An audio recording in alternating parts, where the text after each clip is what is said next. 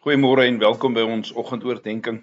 Vanoggend lees ons 1 Konings 21 enkele verse en dan 'n paar verse of 2 verse uit Jona hoofstuk 4. 1 Konings 21 vanaf vers 25. Daar was werklik niemand wat hom soos Agab daaraan oorgegee het om te doen wat verkeerd is in die oë van die Here nie. Want sy vrou Isebel het hom daartoe aangespoor. Hy het uiters afstootlik opgetree deur agter die afgodsbeelde aan te loop, net soos die Amorite gedoen het, hulle vir wie die Here voor die Israeliete uit verdryf het. Toe Agab hierdie woorde hoor, het hy sy klere geskeur, rouklere aangetrek en gevas. Hy het in rouklere geslaap en neerslagtig rondgeloop. Die woord van die Here kom toe tot Elia, die man uit Tisbe. Het jy gesien dat Agab homself voor my verneder het? Omdat hy hom voor my verneder het, sal ek nie die onheil in sy tyd bring nie. In die tyd van sy seun sal ek die onheil oor sy huis bring. Dan lees ek Jona 4 vers 1 en 2. Maar dit het Jona erg ontstel en hy het kwaad geword. Hy bid toe tot die Here en sê: Ag, Here, is dit nie wat ek gesê het toe ek nog in my land was nie? Daarom het ek vroegtydig na Tarsus gevlug, want ek het geweet dat U 'n genadige en barmhartige God is, geduldig en oorvloedig in troue liefde, 'n God wat berou het oor die onheil. Geliefdes, ons stem saam met God se aankondiging van oordeel teen Agab. Want Agab verdien om te sterf. En daarom is ons dalk heeltemal onvoorbereid op dit wat ons in 1 Konings 21 vers 27 tot 29 lees. Wie sou kon dink dat Agab so 'n nederigheid of in so 'n nederigheid voor die Here sou buig? Dat hy so 'n nederigheid sou toon na sy arrogante beskuldiging in vers 20. Maar wat nog meer verbasend is die Here se reaksie. Ek wil amper sê die Here gee toe.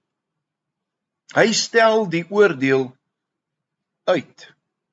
Dalk kan ek die vraag vra, maar is God liggelowig? Word hy dan onkant betrap deur Agab se bekering? Wanneer ons die volgende hoofstuk gaan lees, is dit duidelik dat soos baie ongelowiges, Agab se bekering soos die oggenddou is wat vinnig voor die son verdwyn. Baie mense toon 'n tyd lank berou voordat die lewe weer normaal word. Voordat hulle weer teruggaan na die ou weë. En tog betoon God barmhartigheid aan Agab. God wat mense ken. Hoe kon hy? Hoe kon hy? Ons voel dit selfs meer intens as gevolg van die beskrywing van Agab in verse 25 tot 26 wat ons gelees het. Dit wys aan ons met beslisheid dat die Here daarvan hou om barmhartigheid te betoon. Dalk 'n vraag, pla dit jou oor God? Pla die feit dat hy barmhartig is jou, want dit het vir Jona gepla. Jona het dit gehaat. Hy het gesê, ek het dit geweet voordat ek uit my vaderland uitgekom het, daarom het ek gevlug. Die Fariseërs het dit ook gedoen. Weet jy, die natuurlike mens is geneig om te dink dat genade na die verdienstelikes gaan, hulle wat dit verdien om genade te kry, en God demonstreer hier dat dit nie die geval is nie. En dank God dat dit nie die geval is nie. Paulus skryf oor homself, hy beskryf homself op dieselfde manier as wat Agab beskryf is. Hy kla in Romeine 7 vers 14, maar ek in my sondige aard is uitverkoop aan die sonde. Geen wonder dat hy later in Romeine 4 sy ellende betreur en Christus prys vir sy verlossing nie. Geliefdes, dit is die soort God wat ons het. Een wat behaag het in standvastige liefde. Micha 7 vers 18 gaan ek lees vanoggend. Wie is 'n God soos U? U is 'n God wat skuld vergewe, wat by die oortreding verbygaan en tot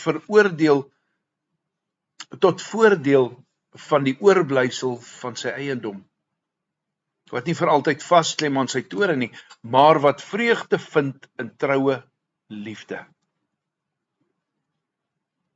Luister net na die woorde van die Here Jesus Christus. Vader, vergeef hulle, want hulle weet nie wat hulle doen nie. Wie sou kon dink? Kom ons bid, dat die Here ons sal verneder, sodat ons sal sien en bly wees in die feit dat ons verlossing barmhartigheid is.